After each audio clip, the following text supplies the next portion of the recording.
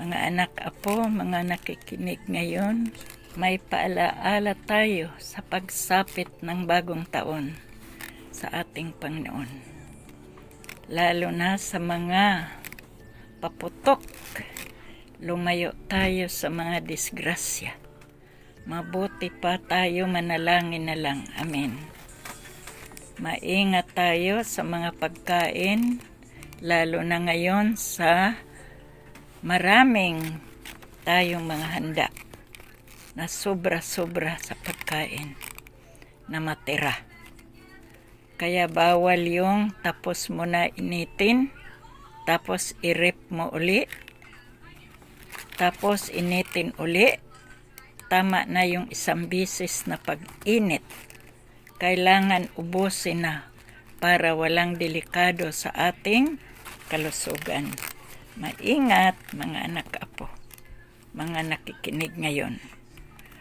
Dahil ang maingat sa sarili, hinabagan ng Diyos, lalo na sa katawan. Dahil sa ating katawan, kung saan nanahan yung Espiritu ng Diyos sa ating mga espiritu. Na tayo yung templo ng Diyos, kung saan ang Diyos nananahan. Kaya sabi niya sa Romans chapter 9 verse 23, upang mapakilala ang kayamanan ng kaniyang kaluwalhatian sa mga sisidla ng awa na kaniyang inihanda ng una pa sa kaluwalhatian. Amen. Ito yung verse na binigay niya sa atin ngayon. Kaya alam ba ninyo mga anak apo, lahat ng nakikinig kung gaano kahalaga ang ating katawan sa Panginoon. Dahil ang katawan natin na ang ulo ay si Kristo, na lagi nagtustos ng ating pangailangan. Kaya ang tao ay may tatlong bahagi. Una, katawan. Pangalawa, kaluluwa. Pangatlo ay espiritu. Banggitin ko yung kung ano yung kahulugan ng katawan. Una, yung katawan binanggit ng Diyos.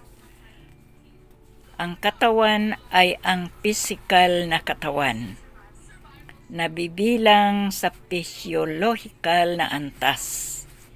Kinaugnay ang mga bagay ng material na kinasaklawan at ang pinakababaw na bahagi. Pangalawa naman yung kaluluwa. Ang kaluluwa ay pang-isip na kakayahan na bibilang sa psikolohikal na antas. Kinakaugnay ang mga bagay na saklaw ng isip at isang higit na malalim na bahagi. Pangatlo, binanggit ng Diyos yung bagay ng espiritu. Sabi niya, ang espiritu ay ang pinakamalalim na bahagi ng tao, nabibilang sa espiritual na antas at kinakaugnay ang mga bagay ng Diyos. Ito yung binigay ng Diyos sa atin ngayon araw na ito. Kaya ito yung nais niya na maingatan natin buo. Kaya huwag natin pabayaan ang ating katawan. Ingatan natin ang ating katawan dahil ang Diyos ay nasa espiritu natin. Ang Diyos wala sa labas. Ang Diyos ay nananahan sa ating espiritu.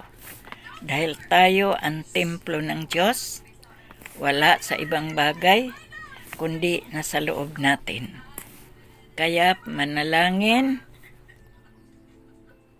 ang kahit saan tayo dahil ang Diyos ay nasa loob natin. Kasama natin sa araw-araw. Praise the Lord.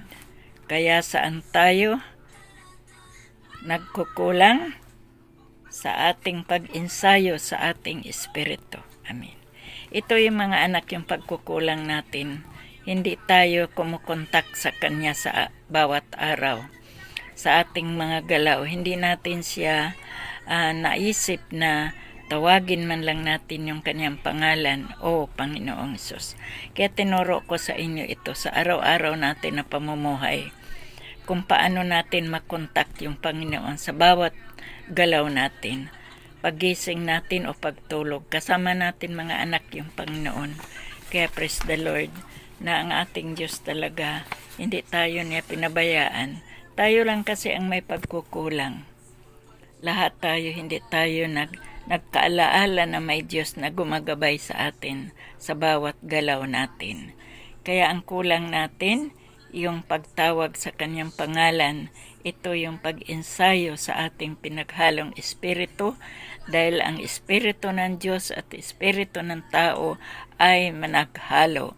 Kaya anytime pwede tayong tumawag sa Kanyang pangalan, hihingi tayo ng kapatawaran, magsisi sa lahat ng pagkasala o anuman ang ating pagkukulang.